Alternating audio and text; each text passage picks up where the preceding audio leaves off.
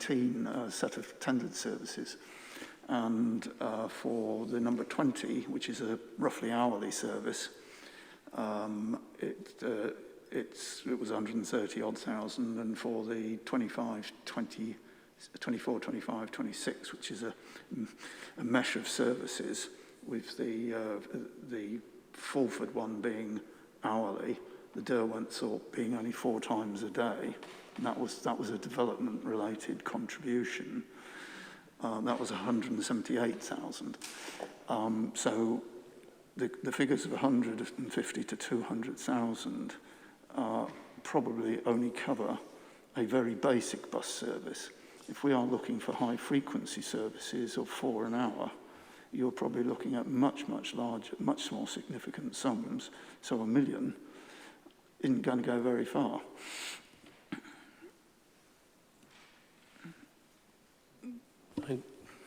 I understand. Is there anything in that the council wants to come back on? Because I simply go back to the point that there are no figures set out in the policy, so it would be a matter that had to be dealt with at application stage. Yes, I think what we said already is sufficient to cover that. We don't need to add anything more on this, Mr. Ridge. No, I think I would only add that actually comparing, bus service to bus service they're not really comparable because they've got different revenue characteristics. The gentleman at the back. Thank you very much. Thank you. I'm Neil McFerrin. I'm representing here today at the York Bus Forum. Normally I'm called upon at these occasions to try and introduce a little levity into the proceedings. I think possibly we could do with it. I put that down to my Irish heritage, obviously. Okay, York Bus Forum are a local group, a volunteer member-based group. We hold monthly meetings of our members where we discuss developments within the supply of bus services in the city. We also negotiate with the political representatives of the city and also with officers of the council and other stakeholders. So we have regular dialogue with all of the key parties. We also very much appreciate the help and support of Mr. Ridge, who attends our meetings on a regular basis. So thank you very much again for that, Julian. Like Julian, we agree that the provision of bus services are critical. This is the foreseeable means of providing public transport within the city. And it's really incumbent on us as members of the Bus Forum to try to improve the network in a way that accommodates the needs of the residents, the commuters and the visitors alike. So we have quite a broad constituents in terms of people who use our bus services in the city. But the bus service, the network must be designed to alleviate traffic congestion. It is the biggest enemy of the bus service operators in the city. We must reduce pollution levels and we must improve public safety.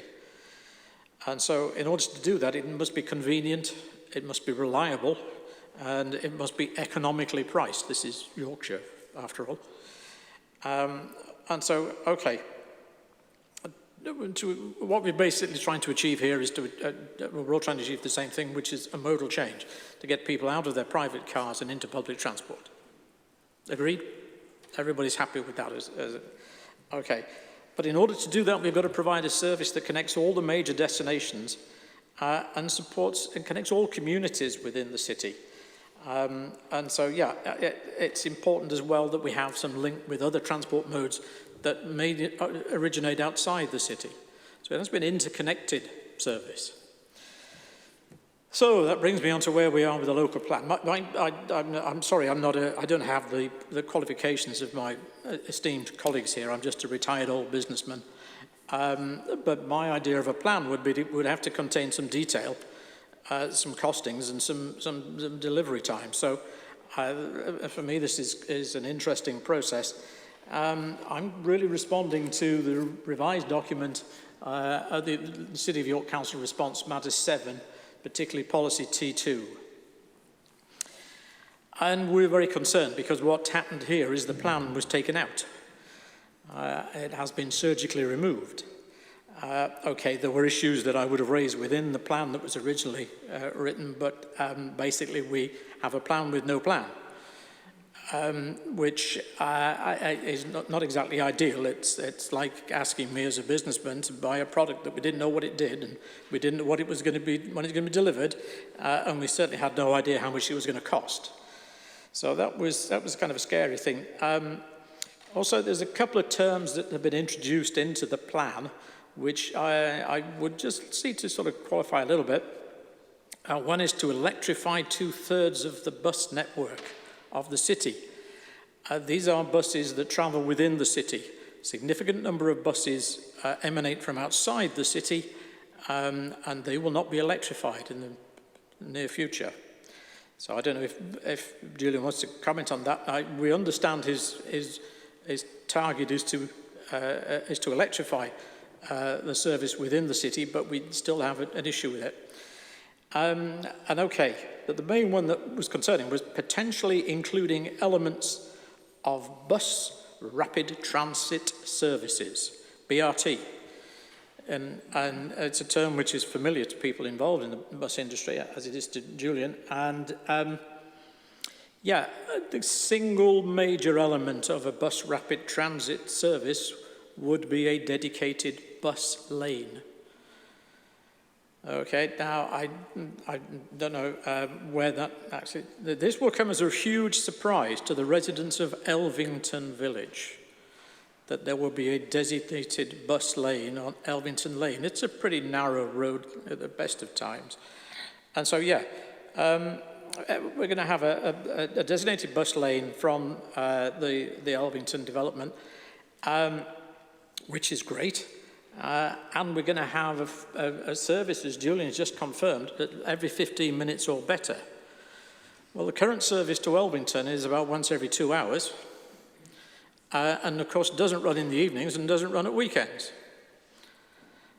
And so this is why, you know, I'm a little concerned about this sort of lack of detail. Now, I understand there's a comment was made this morning about not being able to adopt plans which have yet to be written, and I can understand that. I can see that we'd be reluctant to put things in here, but the plan does mention, well, 2 elements, and I'll throw in a third just for good luck.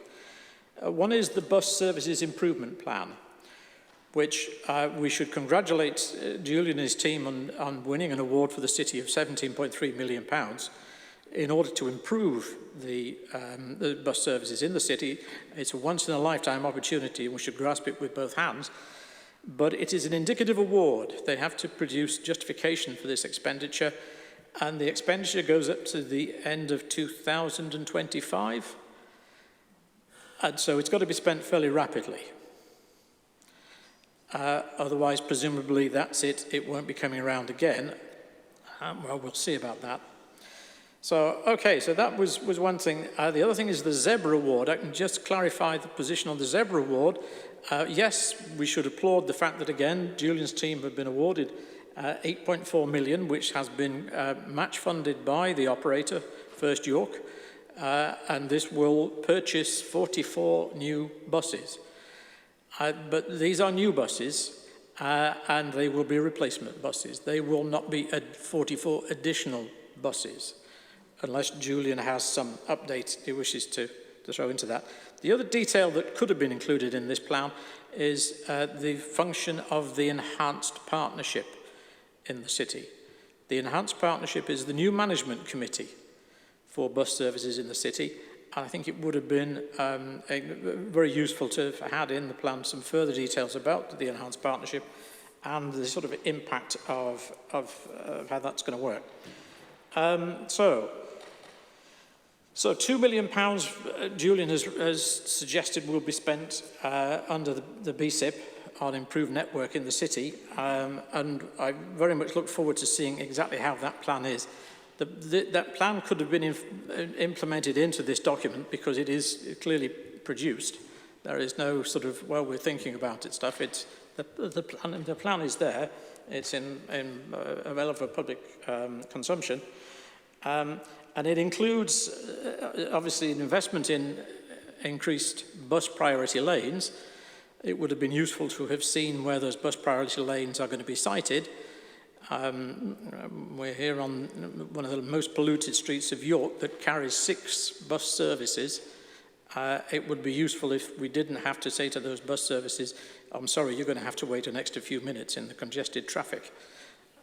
So that's one issue.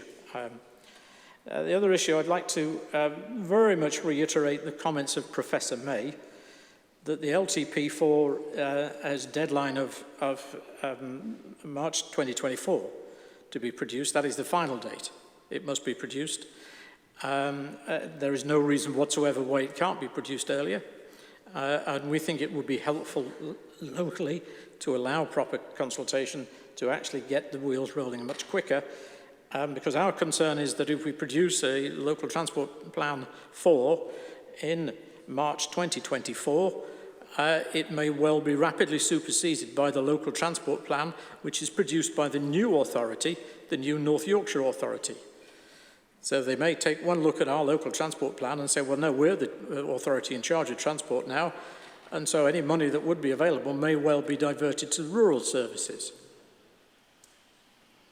So, one point as well on this, to just pick up Ms. Worthington's comment, I think there's some sort of banding around of issues here.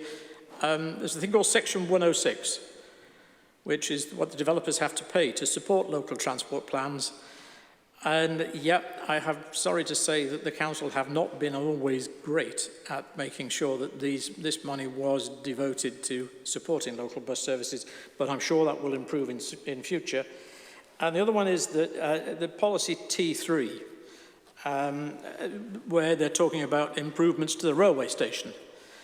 And that's great, we applaud improvements to the railway station, but York Bus Forum produced a plan to basically permit all bus services in the city to utilise the railway station, and this was rejected. So roughly a quarter of the bus services in the city do not go to the railway station.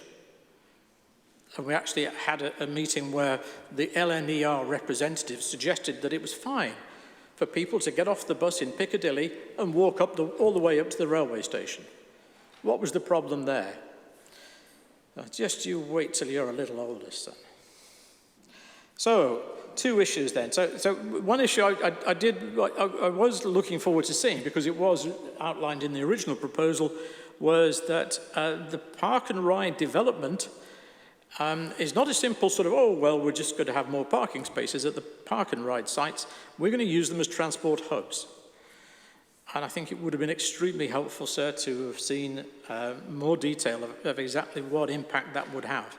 Because I think the key thing that for us, we would have liked to have seen it in this plan would have been the impact of low emission vehicles, the impact of electric vehicles, and the impact on pollution and traffic levels in the city as a whole, rather than just try and take it as a sort of separate issue.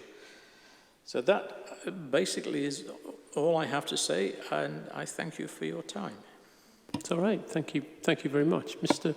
Lynas, Mr. Thank you, Ridge. sir. Just a couple of very brief points from me, and then I'll ask Mr. Ridge to elaborate if he feels it necessary. I think, to boil it down, the main point that was raised was one that was mentioned by Mr. May before, which is a complaint about the proposed mods to T2 taking out specific mention of individual schemes and replacing them with a broader reference to the IDP, which itself incorporates references to bus improvement measures within its provisions. I won't go over the rationale for that. You have the point, sir. The thinking behind it was, in short, to prevent the plan being ossified or overly specific and prescriptive. The intention is not to lose the improvements, it's just the reference to them appears in a different place with a broader cross-reference to the IDP in the policy. Second point is there is a reference to there being no factor which would prevent the council from producing LTP4 earlier. I can ask Mr Ridge to confirm, but we've heard already that we haven't got the guidance on how to prepare it, so we don't accept that proposition. And as far as there were comments made about the specifics of parking or bus provision at York, that doesn't go to the drafting of policy T3, which in any event has broad support for development that assists in the improvement of public transport turnaround, but it's not necessary for the policy to go further than that. Yes, I mean, I was just going to add really to respond to Mr McFerrin's comments that we are, as I talked about earlier about York's vibrant transport stakeholder environment, and I think Sir, you've maybe seen a taste of that today. And we're very grateful for the support the Bus Forum have provided with various things we've done, and actually their input into the bus service improvement plan was very helpful and probably assisted us in attracting the level of funding that we did manage to attract for it. I think a lot of what Mr McFerrin said goes to the heart of this question about actually how much detail do you put in your local plan. I think maybe you've got a taste from what he was saying about all of the work that we're doing outside of the local plan process to deliver, a really first-rate sustainable transport system in York. There are some passing references to one or two of the things that Mr McFerrin referred to within the plan, and in fact the mods that we made to policy T2 actually are to take out old schemes and aspirations that we had when the plan was first written, and actually replace them with probably bolder aspirations, which now, because of the bus service improvement plan, are funded. The funding that we've attracted should be a real sea change in the bus service. So I suppose what I was going to say is that there is an awful lot more detail available about this. We've made a choice that we haven't made every single bit of it uploaded to the examination library, but we're very welcome to provide things like the bus service improvement plan or the funding bid that we use to get the new electric buses. One point that I did make was when Mr McFerrin was talking about the bus service to and from ST15 and the aspiration for that being bus rapid transit. That is actually described in some detail in the ST15 Sustainable Transport Study, which is uploaded to the exhibition library, I think, at EXCYC 89. And that provides a lot of detail about not just the bus service, but also walking and cycling to and from that site. So it's a question not so much that the detail isn't there. In many cases, it's been removed from the policy, but is put in the infrastructure delivery plan or is available in other documents in the examination library, or the more general sort of local transport plan suite of documents in York. I think it comes back to the point of how much do you reasonably need to have in the plan to make it sound, and because there does come a point where there's too much, and if a plan is too constrained and too straitjacketed, then one wonders. And the transport policies end up turning into your local transport plan. So. Yeah, it is absolutely a decision. I mean, we do lots and lots of work on developing York's transport network. It generates large amounts of material. I let a study to look at bus routing through the city centre at the end of last week. We are about to let the local walking and cycling infrastructure plan. All of these will generate large volumes of material and actions that we'll take forward and schemes that we will deliver. But we took the view that it wasn't appropriate to put all of that into this forum because, we have to make a decision about the local plan. I think, as you've maybe seen an inkling of today, that these things are discussed at quite some depth in a sort of civic way in York, and there is a question about to what extent we want to bring the two things together. Yes, it's certainly not a not a negative quality, it's a positive thing. But the question I'm asking is how much of that needs to find its way into the plan for the plan to be sound, or can you just let those things happen in the background and the plan refers back to them so that they cross-reference in some way? But yeah, well, I'll have to scratch my head about that. I'm hoping, yes, Mr. McFerrin, I'll come back to you. But what I'm hoping to say is that we can get towards the end of talking about transport and get onto air quality fairly soon. I'm just conscious of time. Mr. McFerrin. Just a last quick point. I'm not trying to make the perfect the enemy of the good. I'm just saying that if you're writing a plan, it's useful to have some detail. Otherwise, somebody who reads that plan thinks, well, what exactly are we planning for here? Do take your point. There's an optimum. Well, there's a sweet spot where you have enough detail but not too much. At the minute, we're starting from a pretty low base. But anyway, that's another story. Okay. Are we able to move on to air quality? I'm going to suggest we have a short break. Mr. Waring, then I'll come to you. Sir, I am reluctant to carry this debate on. This is a very short and fairly, hopefully, uncontroversial point. It comes back to policy T2, T4 and T5. It's the rider that's contained in those three policies, which is a rider to which Mr. Corsier referred. If you remember, this was the one where the council will enable and where appropriate. I mean, it might just be wording, but perhaps the word support might be better than enable. But my point is about the next part of that sentence, which is, and where appropriate, require development to contribute to. It's the same point that Mr. Corsier was making in relation to paragraph 154, being clear to the developers as to what is expected in the policy. I believe that this is actually, it should be about necessity rather than appropriateness. I've suggested some minor wording changes to the council which will make the policy effective, which I say at the moment it is not effective. I wanted to put you on notice, sir, that I've just suggested some slight tweaks to that, which effectively, and I'll read out what they say so that you can understand the context. The council will enable or support, and where it is demonstrated to be necessary and related to the impact of development, that development shall contribute to. So it's about necessity. It's not necessarily about whether it's appropriate, because the term appropriate's a little bit of an all-encompassing. Yeah, I understand the point you make, yeah. And that was the only point. Mr. Linus?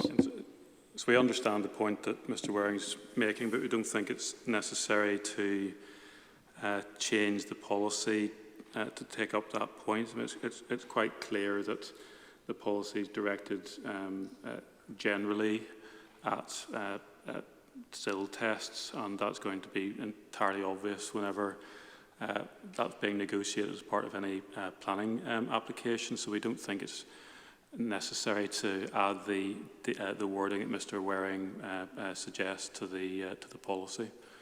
It would simply be replicating what has to be gone through when one is applying still compliance tests anyway. Yes, and the MPPF.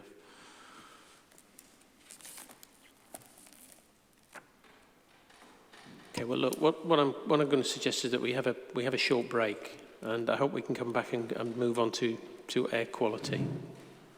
My feeling is that we may well have covered some of that in what we've already discussed, yes, because the two are tied closely together. But we'll see how we get on. I've got just past 22. Can we resume at 5 to 4? And I'd hope that we can deal with air quality in order to secure a 5 o'clock finish. But we'll see how we get on. Until 5 to, everyone. Thank you. Thank you, sir.